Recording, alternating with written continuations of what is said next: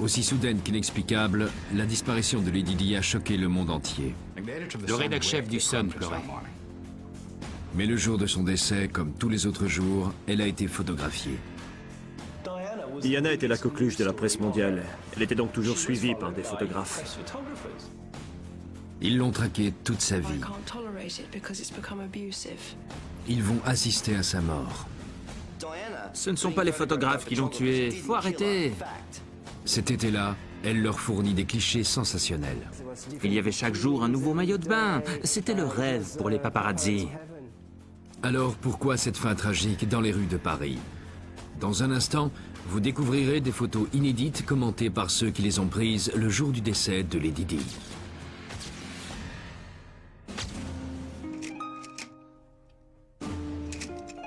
Plus que celle de toute autre célébrité, la vie de Diana, princesse de Galles, peut se raconter en images. Elle a été la femme la plus photographiée de tous les temps. Et chaque cliché semble conter une histoire. Son accident mortel marque le dernier acte d'un drame ayant débuté 7 semaines plus tôt en France, sur la Côte d'Azur.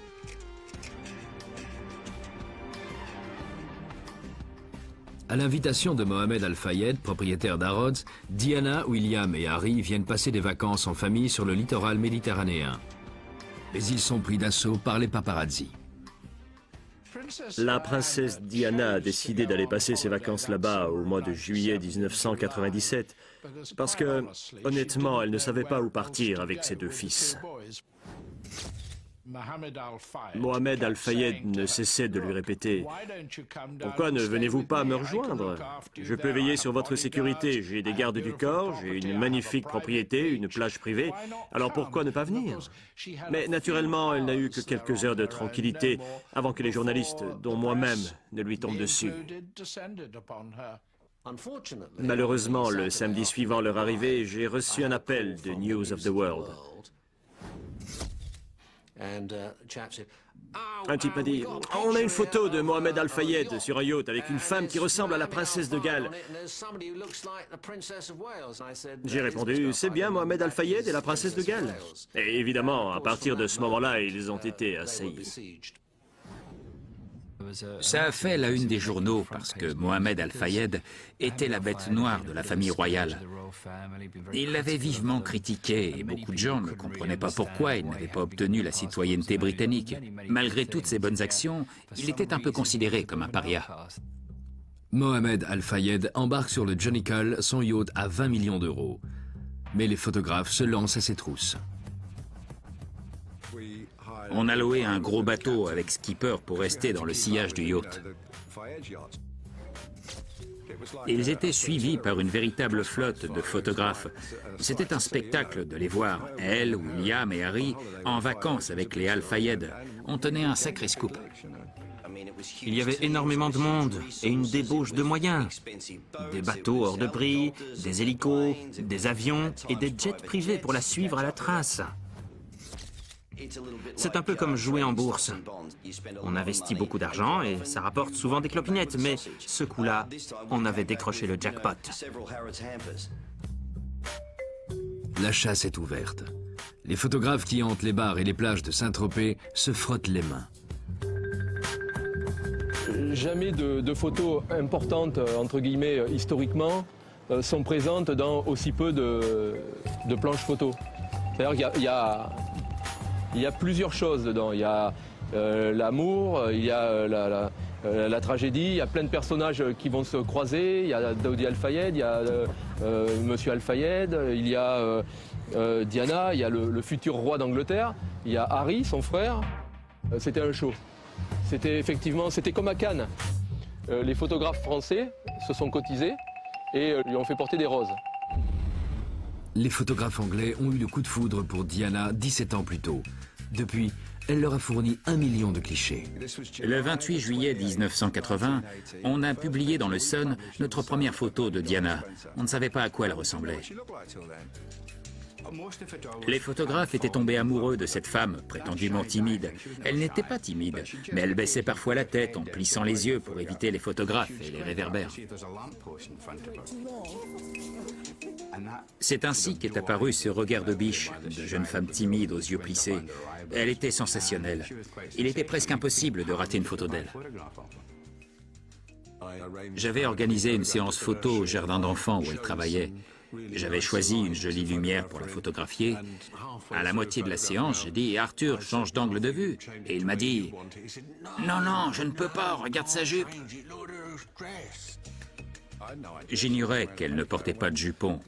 Quand le soleil a percé, ça a donné une photo de rêve qui a fait la une des journaux. C'est le début d'une longue idylle entre la princesse et les photographes. Ensemble, ils vont parcourir le monde pour une séance photo qui durera 15 ans. Mais leur relation va se dégrader au fil du temps. Lorsqu'ils se retrouvent à Saint-Tropez, leur romance touche à sa fin. Diana en a assez.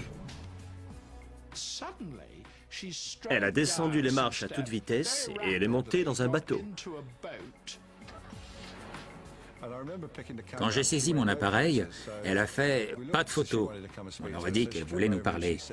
Effectivement, elle s'est approchée et nous a demandé « Pourquoi êtes-vous ici ?» On a répondu « Parce que vous y êtes, madame ». Elle a dit « William m'a conseillé de quitter l'Angleterre. Ça a commencé à me travailler. Je ne voulais pas être la cause de son exil. » Puis tout à coup, elle s'est écriée « Vous allez voir, je vais vous surprendre ». Elle avait les larmes aux yeux. Elle était visiblement bouleversée. J'ai pensé qu'elle allait regagner la villa, claquer la porte et qu'on ne la verrait plus de la journée. Soudain, des jet skis sont arrivés. Elle est montée derrière le prince Harry et elle s'est mise à poser, à faire le pitre tandis qu'il pilotait. C'était très surprenant. Les paparazzi l'ignorent, mais ce sera sa dernière séance photo. Le souvenir de cette journée ne cessera de les hanter. Je n'ai jamais oublié cette journée. Je la revois encore nous dire « Vous serez surpris de ce qui va m'arriver ». C'était en juillet, et elle est morte un mois après. Été 1997.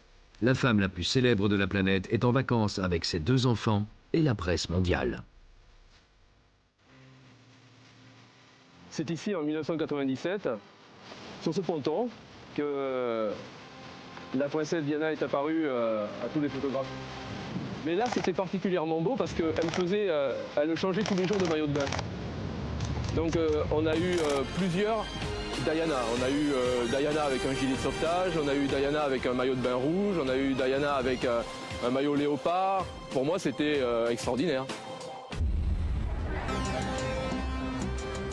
Pendant des années, son aisance face aux caméras a surpris tout le monde, y compris son entourage. La première fois que je l'ai rencontrée, c'était déjà une immense célébrité. Elle avait un sens inné de la communication que beaucoup d'hommes politiques auraient pu lui envier.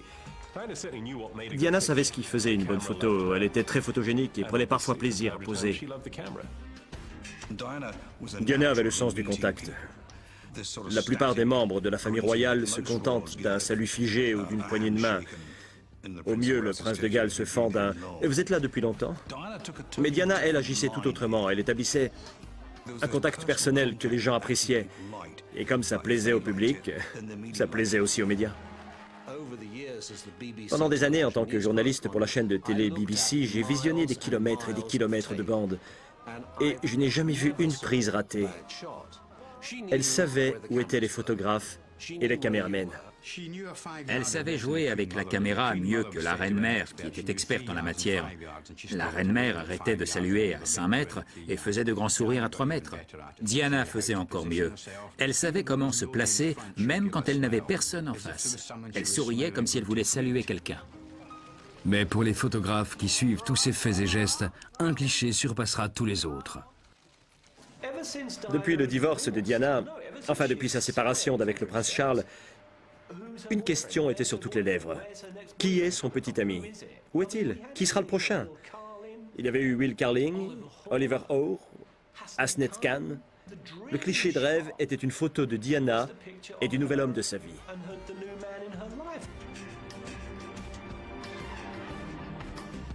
Et quand le cliché de rêve est pris, il surprend presque tout le monde. Je savais qu'il y avait quelque chose entre eux. Ils s'étaient rencontrés en de nombreuses occasions, à des matchs de polo, à des avant-premières de films. Ils se connaissaient, mais c'est seulement après leurs premières vacances en famille qu'ils sont devenus proches. Avec tout le tapage médiatique autour de son père, Dodi Al-Fayed est passé presque inaperçu. Pourtant, une idylle est née entre lui et la princesse. Le couple est aperçu dans des boutiques et restaurants de Saint-Tropez.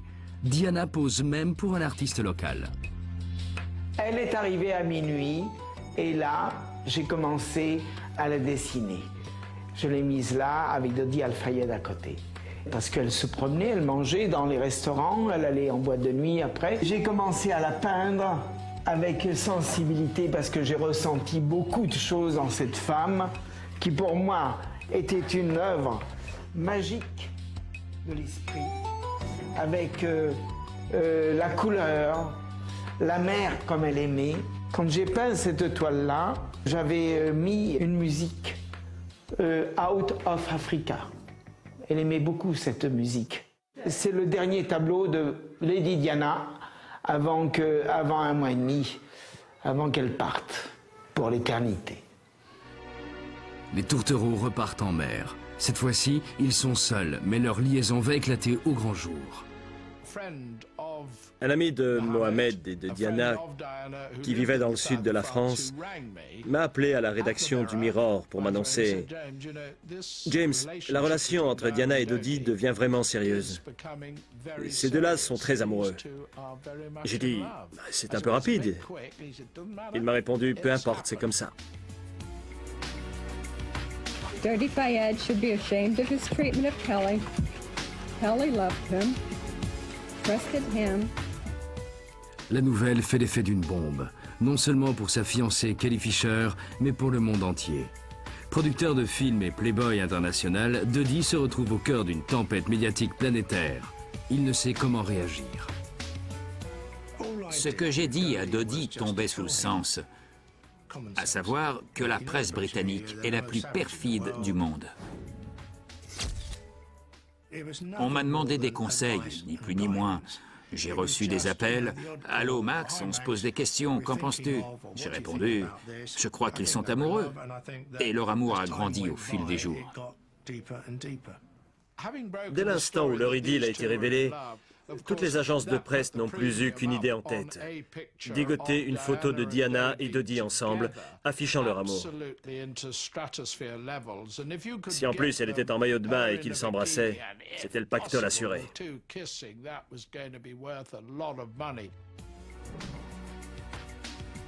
Début août, le paparazzi italien Mario Brenna prend une photo qui va lui rapporter gros. Averti de la présence du couple, il les surprend enlacés. Vendu à plus de 4 millions d'euros, ce cliché du baiser fait sensation. Par cette photo, Diana annonçait au monde entier « Voici mon nouveau fiancé ». Et elle faisait un bras d'honneur à certains Britanniques, les membres de la famille royale, pour ne pas les nommer, en leur disant « Voilà ma nouvelle vie et vous n'avez pas fini d'entendre parler de moi ». Qu'il s'agisse d'une relation sérieuse ou d'une simple passade, les médias sont avides d'images. Aussi, quand Diana et Dodi repartent en mer, les paparazzi s'élancent à leur poursuite pour la plus grande chasse au baiser de toute l'histoire de la presse à sensation. J'ai pris le plus grand téléobjectif que j'avais à l'époque. J'ai retiré un maximum d'argent et on est parti à sa poursuite. Le prix des photos avait battu des records. Il y avait un pactole à la clé. Diana est entourée des gardes du corps d'Al-Fayed, mais c'est une bataille perdue d'avance. On pouvait les distancer, mais ils savaient où on allait. Ils avaient des cartes, ils connaissaient notre cap. Ils avaient des amis dans le port le plus proche. Ils ne pouvaient même pas se balader sur la plage sans qu'un paparazzi surgisse d'un buisson. Cette frénésie était due non seulement au paparazzi, mais aussi au Sun, au Times, au Daily Telegraph, au Financial Times, au Time Magazine, à CNN et j'en passe. En réalité, il y avait une demande massive et globale. Ça n'intéressait pas uniquement les paparazzi. Tous les médias voulaient leur part du gâteau. Cette traque n'a rien de nouveau pour Diana. À l'époque, elle rapporte des millions d'euros par an à la presse mondiale. Diana est la célébrité qui a fait vendre le plus de journaux au monde. Quand j'ai débuté il y a 25 ans, les rédactions faisaient souvent leur une sur des crimes ou des événements de premier plan. Mais peu à peu, Diana est devenue omniprésente. Les patrons de presse ont compris que le culte de la célébrité faisait vendre davantage de journaux. À partir de 1995, une nouvelle race de paparazzi suit Diana. Là, il y a Kensington Palace. Cette portion de rue était le QG des photographes. Le portail s'ouvrait et on voyait l'eau diverte se frayer un chemin vers Kensington High Street. On appelait notre acolyte à l'arrière de Kensington Palace et on lui disait « Elvis vient de partir ». Là, nous parcourons le territoire de Diana. Voici le magasin Harvey Nichols. Nous sommes à Knightsbridge, Harrods, Beecham Place. Ce quartier était le centre de son univers.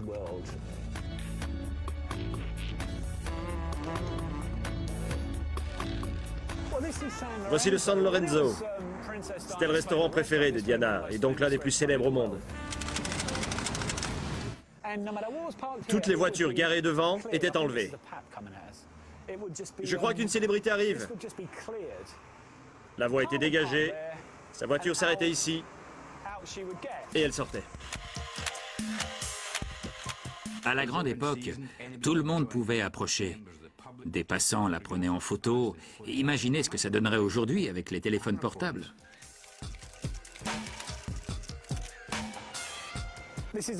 Ça, c'est le Harbour Club et son parking rempli de voitures de luxe. Diana se garait ici ou bien juste en face. Les jours où elle voulait être photographiée, elle marchait tranquillement. Les autres jours, elle nous donnait du fil à retordre. I never encouraged the media. There was a relationship which worked before, but now I can't tolerate it because it's become abusive. And it's harassment. La semaine précédant son interview dans l'émission Panorama, le matraquage photographique a atteint son apogée. During the years, you see yourself as a good product that sits on a shelf and sells well. Il y avait des échelles à partir d'ici et jusqu'au bout de la rue, sur une distance d'environ 150 mètres. Ce mur était couvert d'échelles sur toute sa longueur. On était au cœur de la tempête. La situation était devenue totalement incontrôlable. Rien ne semblait pouvoir arrêter cette course en avant. En juillet et août 1997, la traque s'étend au-delà des rues de Londres. Les paparazzi la suivent en Italie pour les obsèques de Versace. En Grèce, où elle passe des vacances avec une amie. Pendant les dernières semaines de sa vie, Diana les mène au bord de l'épuisement. Je m'épuisais à couvrir tous ces déplacements. On est parti en Bosnie, où elle menait une croisade contre les mines antipersonnelles. Dans ces cas-là, elle utilisait les médias à son avantage. En voyant tous ces enfants mutilés par les mines, elle a voulu attirer l'attention de l'opinion publique. J'y étais avec des confrères de la BBC, d'ITV et de Sky. On s'est tous retrouvés là-bas, mais cette photo, c'est moi qui l'ai faite. Mais c'est une photo de Diana avec Dodi que veulent les médias. Les prix flambent et un photographe français va décrocher le jackpot. J'ai lâché la moto, j'ai pris ce boîtier avec cette optique et j'ai couru ici, juste le temps d'arriver. Diana et Dodi étaient déjà en train de descendre sur le ponton. J'ai fait des photos, tac, tac, tac, tac, tac. Et lorsqu'elle m'a vu, quand elle a levé les yeux, elle a vu que j'étais là. Donc de suite, elle s'est arrangé les cheveux parce qu'ils partaient un peu comme ça dans le visage. Je sais que c'est une photo exceptionnelle parce que tout le monde la cherche. C'est la première photo de Diana et Dodi après le baiser. J'ai téléphoné à une compagnie d'hélicoptères et quand le pilote est arrivé, il m'a dit c'est pour vous. Je lui ai dit non, c'est pour ça, c'est pour la pellicule. Je lui ai donné ma pellicule, il a mis dans sa poche et il m'a dit ça doit être très important. Je lui ai dit oui un petit peu. Désormais, presque toutes les photos de Diana avec Dodie sont publiées. Il suffit de les prendre. Je suis resté 6 jours, puis j'ai laissé tomber. Je partageais les frais avec 2 autres photographes. Ils voulaient arrêter parce qu'on avait dépensé trop. Par la suite, on a appris qu'elle était dans la baie d'à côté. Quelques photographes livrent des clichés de plus en plus réussis. À croire qu'ils savent exactement où placer l'objectif. Je ne disais pas où ils étaient, mais j'aidais des journalistes que j'appréciais et qui m'inspiraient confiance. Certains commencent à se demander si les fuites ne viennent pas du yacht. Allô, Ken, je peux passer te montrer des photos? À la rédaction du Sun, Ken Lennox reçoit un appel de Jason Fraser, le paparazzi qui a négocié le cliché du baiser. Il est arrivé et il a étalé environ 140 photos à même le sol, dans le bureau du rédacteur en chef. On s'est reculé, on les a regardées, et on a vu Dodie et Diana ensemble, l'un contre l'autre, ou enlacés. Il y avait une jolie photo de Diana au téléphone. Le photographe que je connaissais assez bien m'a dit « Là, elle m'appelle pour me demander si les photos sont bonnes. » Malgré ses plaintes pour harcèlement, Diana a-t-elle orchestré elle-même la couverture médiatique de l'événement? Et si c'est le cas, n'en a-t-il pas été ainsi pendant des années? Diana me téléphonait régulièrement. Je me souviens d'un appel notamment où elle me disait « Si vous venez à Kensington High Street vers 16h, il y aura des photos intéressantes à faire. » Pour sûr, ils étaient chez McDonald's. Nos photos ont fait le tour du monde. Ça ne m'a pas empêché de déclarer 4 ou 5 semaines après « Ils me suivent même au McDonald's. » Une chose est sûre, la relation qu'entretient Diana avec les médias est bien plus complexe qu'il n'y paraît. Elle déjeune avec des rédacteurs en chef. Elle a ses reporters préférés. Quand son mariage commence à battre de l'aile, elle se sert des médias pour atteindre l'opinion publique.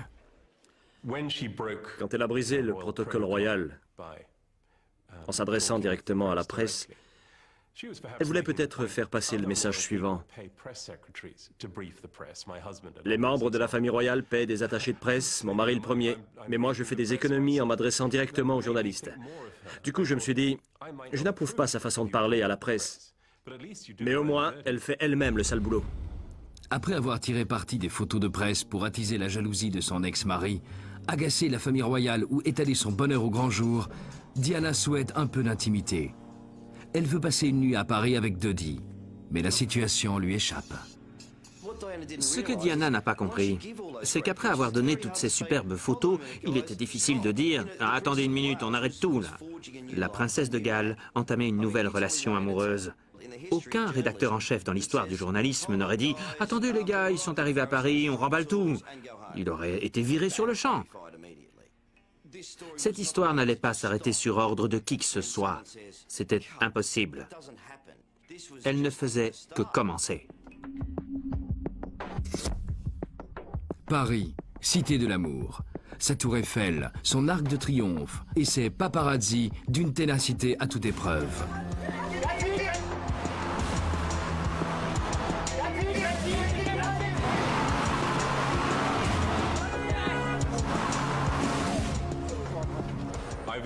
J'ai suivi la princesse Diana à Paris 2 ou 3 fois lors de visites officielles.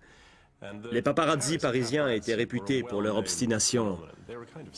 On se serait cru dans un western. Ils poursuivaient le cortège royal en moto. Les passagers portaient à bout de bras de lourdes caméras de télévision. Ça donnait l'impression d'être dans une diligence en plein Far West et de subir une attaque de bandits. Ah, les paparazzi français, ce sont les plus redoutables. Impossible de leur échapper. Quand ils veulent une photo, ils finissent toujours par l'avoir.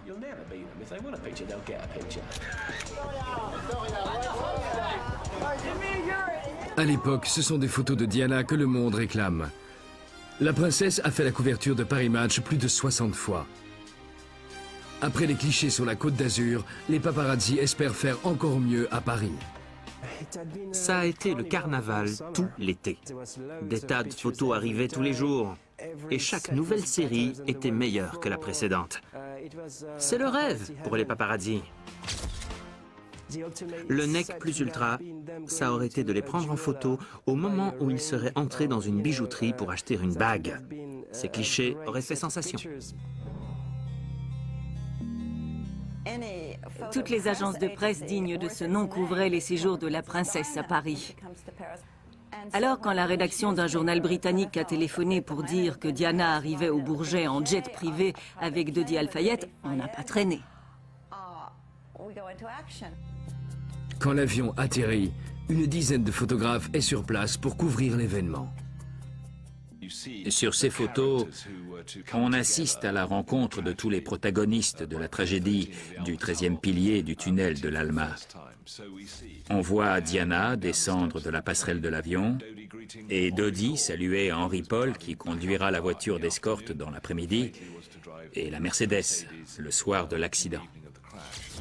On voit aussi Trevor Rhys-Jones et Kez Winfield, les gardes du corps. Ces photos n'ont rien d'exceptionnel, mais malheureusement, elles sont entrées dans la légende, car elles immortalisent l'arrivée de Diana à Paris. Et elle ne quittera pas la ville vivante. 2 motards escortent le convoi jusqu'à l'autoroute. Puis, une course-poursuite s'engage jusqu'à Paris. Le bruit courait que la princesse était arrivée. De tout l'été, on n'avait pas vu de paparazzi aussi agressif. Dans ce cas-là, c'est simple. On les prend en filature de l'aéroport jusqu'à leur hôtel. Diana a fait part de son inquiétude.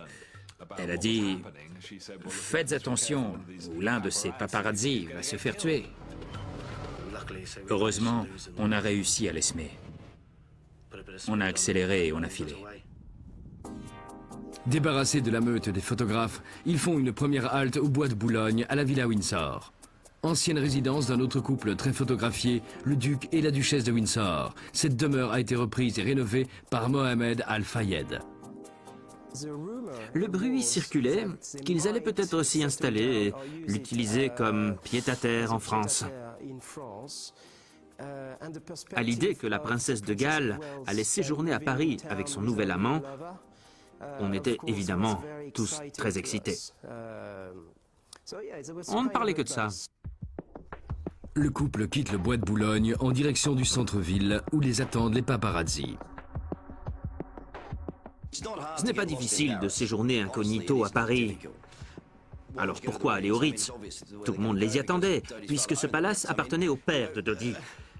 Pour être tranquille, ils auraient pu aller dans un petit hôtel des Champs-Élysées, possédant une seule entrée, et y passer une nuit merveilleuse. Les amoureux entrent au Ritz par la porte de derrière, échappant ainsi aux photographes. Tandis que Diana se repose, Dodi se rend chez un joaillier de la place Vendôme. Peu après, on lui apporte 2 bagues. Lorsqu'il quitte l'hôtel, seuls quelques paparazzi sont présents. Mais en arrivant aux Champs-Élysées, à l'appartement de Dodi, un incident se produit. Au dire de tous, c'est à ce moment-là que s'est produite la plus vive altercation de la journée avec les paparazzi. Apparemment, les gardes du corps ont dû les repousser parce qu'ils s'approchaient trop près.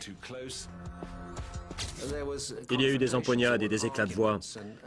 Les photographes n'étaient pas simplement insistants, ils étaient hargneux et agressifs. Dans l'appartement, Dodi et Diana se détendent.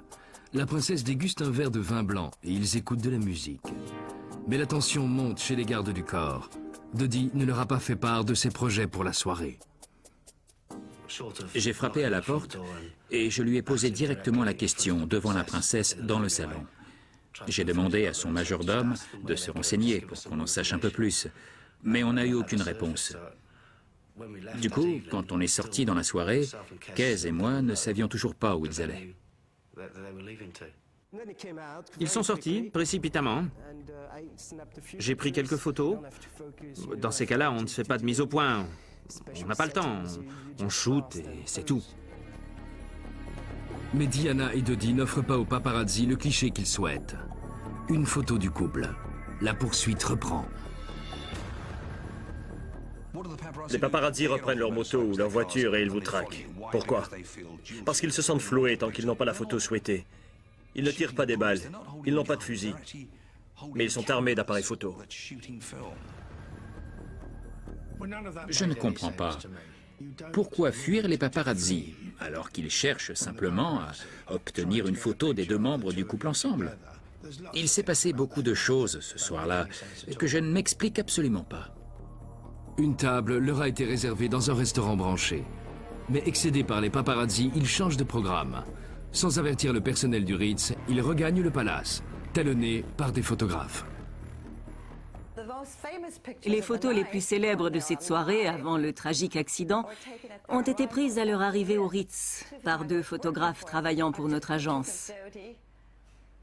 On y voit Dodi et Diana sur la banquette arrière de la Mercedes. Cette photo, prise peu de temps avant leur décès, est celle que j'ai le plus vendue de toute ma carrière. Pourtant, on ne voit pas le visage de Diana. Mais apparemment, tous les magazines ont adoré ce cliché parce que le couple semble soucieux. Ce n'est plus le conte de fées comme à Saint-Tropez, avec les maillots de bain et les jet skis. Non, ces photos avaient été totalement mises en scène. Mais pas celle-ci. Là, on voit qu'on est dans la vraie vie. Dodi sort de la voiture quelques secondes après Diana. Toujours pas de photo du couple. Oui, ils auraient pu poser. Mais vous connaissez la rengaine de tous les photographes. Allez, encore une, allez, juste une dernière. Ça ne s'arrête jamais. À 21h50, ce samedi 30 août, Diana est filmée pour la dernière fois. On n'a aucune image vidéo de Diana à Paris le jour de sa mort, excepté celle de la caméra de surveillance du Ritz. Sur ce film, on voit les derniers instants précédant la mort d'une icône, et elle n'a pas l'air particulièrement heureuse. Mais les célébrités ne sont pas toujours heureuses, n'est-ce pas? Si j'avais vu cette expression sur son visage lorsque j'étais son secrétaire particulier, j'aurais su qu'il y avait un problème et qu'il fallait trouver une solution. À mon avis, à ce moment-là, elle savait que la situation lui échappait. Dans le hall de l'hôtel, la princesse se met à pleurer. Elle pleurait. C'est sans doute d'ailleurs pour cela que Dodi s'en est pris à nous quand on est arrivé dans le hall du Ritz. Il a dit « Bon sang, mais pourquoi n'avez-vous rien fait pour empêcher ce fiasco ?» Je suis resté calme, mais je lui ai répondu sèchement que rien de tout cela ne serait arrivé s'il nous avait dit où on allait.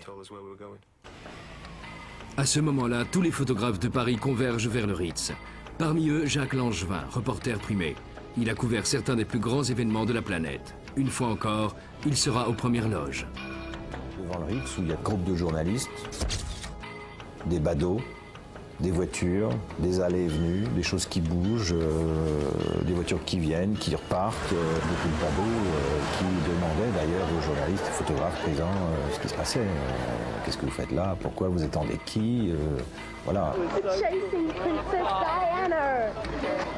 Nicolas Arsoff, photographe de l'agence SIPA, suit aussi le couple. Comme Langevin, il va passer la nuit derrière les barreaux. Les photographes, c'était les mêmes que toute la journée, mais des touristes, il y en avait énormément, parce que je pense qu'il y a même un quart de Japonais ou Chinois qui sont descendus, parce qu'ils ont appris aussi qu'il y avait Diana qui était à l'hôtel. Il y avait beaucoup de touristes sur la place ce soir-là, beaucoup. À l'intérieur de l'hôtel, impossible d'échapper au regard des curieux. De retour au Ritz, Dodi a décidé d'aller dîner au restaurant de l'hôtel, l'Espadon. Ils se sont attablés, mais la foule les dévisageait. À Paris, on dévisage les gens beaux, ça fait partie de notre culture. Alors les gens connus, je ne vous en parle pas. Ils ont donc décidé de monter à l'étage. Alors que le couple se retire dans la suite impériale, le dernier acteur de la tragédie fait son entrée. Le chef de la sécurité du Ritz, Henri Paul, discute avec les gardes du corps avant de sortir pour évaluer la situation. Il est venu nous voir et nous a dit quelle sortie ils allaient prendre. Il répétait « Ne vous inquiétez pas, ils vont passer par l'entrée principale. Inutile d'attendre à l'arrière. Détendez-vous. Ils devraient sortir d'ici 20 minutes. Tout va bien se passer. » À tel point que c'en est devenu très suspect. D'après le témoignage des gardes du corps, au départ, le couple devait sortir par l'entrée principale du Ritz. Puis, Dodi a voulu piéger les paparazzi en passant par l'arrière. Il voulait sortir sans garde du corps et qu'Henri Paul prenne le volant. À un moment donné, sur les images de la caméra de surveillance, on voit Dodi parler à ses gardes du corps. On n'avait pas connu un tel moment de tension depuis le début de leurs vacances, 10 jours auparavant. Finalement, ils ont accepté que je les accompagne. Avant que le couple ne quitte l'hôtel, ce plan est déjà voué à l'échec. Les paparazzi connaissent ce genre de combine. Ils étaient donc à l'arrière de l'hôtel et attendaient qu'ils sortent. Il y avait beaucoup de gens autour de la voiture, dont 5 ou 6 photographes. Je ne suis pas sûr qu'elle souriait. Je ne me souviens plus parce que je n'ai jamais revu mes photos. Elles ont toutes été saisies par la police. Ils ont toujours les négatifs. Ce sont des photos typiques de paparazzi. Malheureusement, c'est là qu'on y voit pour la dernière fois toutes ces personnes encore vivantes. À minuit 20, Diana et Dodi sortent du Ritz et entrent dans la légende. What is your view of what is now happening at the hospital? Well, I'm worried. Dans la salle de rédaction du Sun, on recevait toutes les chaînes de télévision. On voyait les journalistes de nuit progressivement remplacés par des présentateurs de premier plan, en costume et cravate sombre. Et on se disait, mince, c'est grave.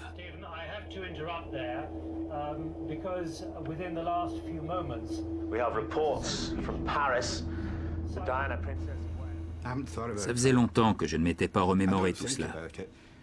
J'évite d'y penser. Il y avait beaucoup d'émotions. Tout à coup, on s'est mis à parler d'elle au passé. C'était surréaliste. Comment la princesse de Galles pouvait-elle mourir dans un accident de la route? On est tous restés prostrés un bon moment. On était en état de choc. Bien entendu, l'une des premières questions, ça a été « Et les paparazzi, ils étaient où? À quelle distance de la voiture ?» Il y avait comme un mauvais pressentiment. Les paparazzi se trouvent en mauvaise posture. Qu'est-ce qui s'est passé? À un moment, il y a eu de plus en plus de policiers. Ils nous ont mis contre le mur du tunnel. Ils nous ont confisqué tout de suite les appareils photo avec nos sacs. Et puis, on avait un policier devant chaque photographe. Et on est resté là pendant, je sais pas, peut-être 3/4 d'heure à attendre. La séquence où l'on voit des paparazzi hagards s'éloigner en fourgon cellulaire fait partie des images les plus marquante de cette nuit-là. Parce que, soudain, les chasseurs sont devenus du gibier. À l'extérieur du tunnel, les photographes sentent le vent tourner. On entendait des gens, des passants, des touristes qui disaient « C'est la faute aux paparazzi. Ça devait arriver un jour ou l'autre. Je le savais. » This is not a time for recriminations, but for sadness. However, I would say that I always believed the press would kill her in the end. J'ai roulé jusqu'à Paris et je suis arrivé au petit matin pour photographier l'épave de la voiture. L'ambiance était déjà tendue entre les photographes et le public. It would appear that every proprietor and editor of every publication that has paid for intrusive... Pour aller à l'hôpital, impossible de prendre un taxi. En voyant mon appareil, les chauffeurs disaient « Assassin, criminel ». Has blood on his hands today. Charles Spencer a tout de suite accusé les photographes.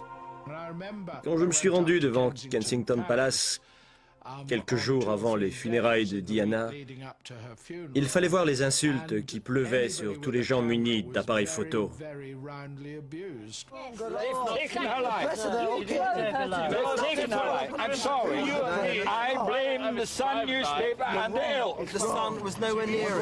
Puis, c'est le coup de théâtre. Good evening. French police confirmed tonight that the driver of Princess Diana's car was drunk. La découverte qu'Henri Paul a conduit en état d'ivresse change tout pour les photographes, la police et la presse. Mais des questions demeurent sans réponse. Que s'est-il passé dans le tunnel? Quelles photos ont été prises sur le lieu du drame et que sont-elles devenues? Ces photos sont comme de l'uranium. Elles sont radioactives. Elles font peur. Personne n'ose s'en approcher. Et ceux qui les ont prises ne veulent peut-être pas les revoir. Above all, we give thanks for the life of a woman. I'm so proud to be able to call my sister. The unique, the complex, the extraordinary and irreplaceable Diana, whose beauty, both internal and external, will never be extinguished from our minds. J'étais près de l'entrée ouest de l'abbaye quand les applaudissements ont retenti. On aurait dit le bruissement du vent dans des feuillages. C'était inouï. Pour la première fois, autant que je m'en souvienne, toute l'Assemblée a applaudi. Cela restera mon souvenir le plus marquant de Diana. Aucun rédacteur en chef de la presse People n'est invité aux obsèques. Néanmoins, leurs éditions spéciales Diana pulvérisent des records de vente. Lord Spencer avait dit de la princesse qu'elle était la personne la plus traquée des temps modernes. Cette traque l'a-t-elle conduite à la mort? Au Ritz, le piège tendu aux paparazzi a échoué. Ils ont suivi la Mercedes dans le tunnel et ont pris des photos. Les photos prises dans le tunnel sont celles d'un accident de la route. On y voit la Mercedes broyée, des débris jonchant le sol, des badauds. On voit des images affligeantes qui n'ont jamais été montrées, et ce, à juste titre, de Diana accidentée. Le déshonneur est jeté sur tous les paparazzi, accusés d'avoir pris des photos des victimes, alors que certains, comme Langevin, sont arrivés après les secours. En tout cas, en ce qui me concerne, je dis encore que j'ai fait mon travail de photographe, de journaliste, sans aller plus loin qu'il ne fallait, comme je l'ai fait sur de nombreux événements dramatiques, de guerre ou autres. Je peux me regarder dans la glace tous les jours. Mais toutes les photos prises dans le tunnel n'ont pas été confisquées par la police. Quelques minutes après l'accident, certaines sont proposées à la vente. J'ai reçu un coup de fil à minuit 3, heure britannique. Ça m'a fait un choc. J'ai appelé des rédacs chefs pour leur annoncer que Diana avait eu un accident. Ils ne m'ont pas cru. Ils m'ont dit « On n'a reçu aucune dépêche de Reuters ». Mais Reuters n'était pas au courant. Moi, je le savais, parce qu'on était en train de m'envoyer les photos. Dans les salles de rédaction de Londres, les téléphones se mettent à sonner. Vers minuit 10, j'ai reçu un appel d'un photographe à Paris me disant que la princesse de Galles avait eu un accident de voiture. Dodie semblait grièvement blessée, mais elle était consciente, donc ça allait. Il me réservait l'exclusivité des photos pendant une journée, moyennant plus de 450 000 €. Je venais de me coucher et je lui ai dit « D'accord ». On la voyait penchée sur le siège avant, l'air serein. Elle ne semblait pas blessée. On nous a dit qu'elle avait une fracture de la clavicule. Alors que les secours sont encore sur place, les enchères grimpent. J'ai reçu des demandes des rédactions du monde entier, d'Amérique et du Royaume-Uni. Je ne crois pas revoir un jour des photos susciter autant d'intérêt. Mais quand la gravité de son état est révélée, les négociations s'interrompent brusquement. Les photos si recherchées à minuit sont invendables à l'aube. Le matin, le rédacteur en chef est venu me voir et m'a dit « Que vas-tu faire pour empêcher la publication de ces clichés ?» Ces photos étaient inexploitables. Elles étaient toxiques. Tandis que les photos sont effacées des disques durs, certains paparazzi deviennent soudain infréquentables. Dans le monde entier, ces rédacteurs en chef très courageux, ces hommes très respectables dans leurs costumes élégants et leurs voitures avec chauffeur, tous autant qu'ils étaient, ils tenaient absolument à avoir la primeur de ces photos. Mais dès que la nouvelle de la mort de Diana est tombée, ils se sont écriés « Non, non, non, non, non, on n'en veut plus. Veuillez effacer tous les emails et les traces de nos conversations. Je n'ai rien à voir avec tout cela. J'étais au lit chez moi. Merci beaucoup. » Après toutes ces années sous les feux des projecteurs, Diana livre une ultime photo qui ne peut être publiée. Son décès est suivi d'une période de réserve et de remise en question.